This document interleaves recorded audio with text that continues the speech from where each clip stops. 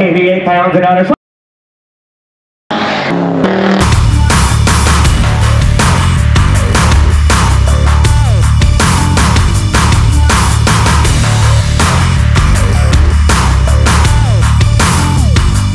Okay, welcome back to American Dream Garage. I did a video last week, I believe, when I went to look at a 66 Mustang that was available in town. And as you can maybe see from what I'm sitting on, I did end up buying it. And now I'm in the process of trying to figure out what exactly I want to do with it.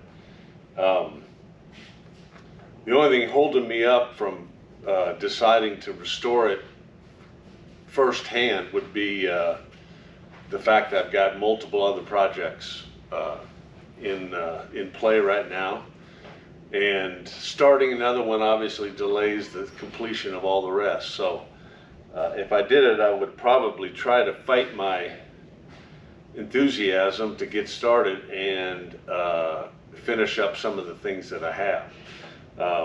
The other option I have is to sell it as it is, and in order to do that, I would want to first try to clean it up, and second, get it running, and maybe make some minor improvements to it. So we'll do a clearly lit walk around on the car, and I'll discuss a little bit what I found so far.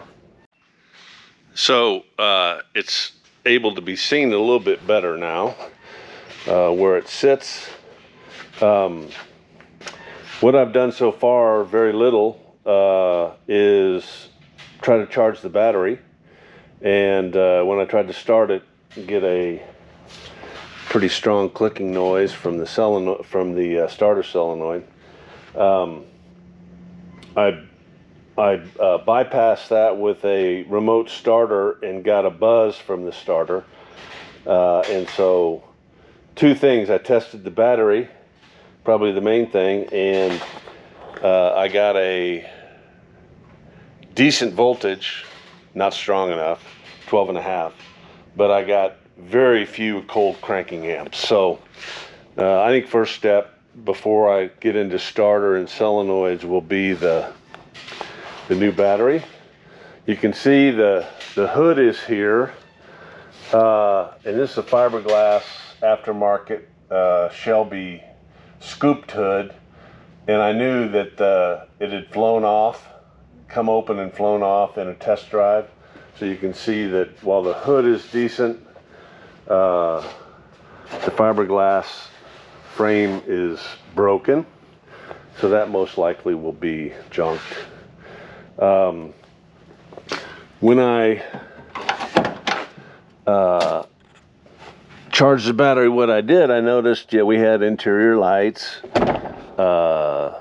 We have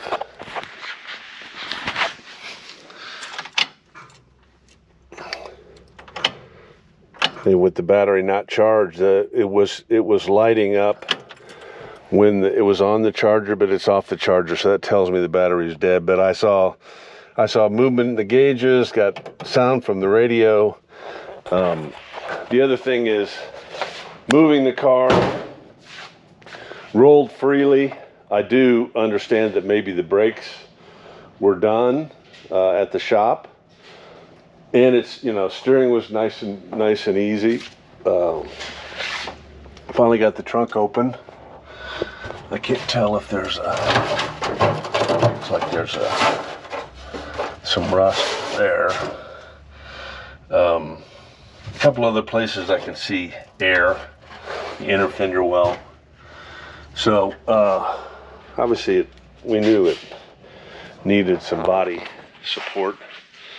Rear window looks good.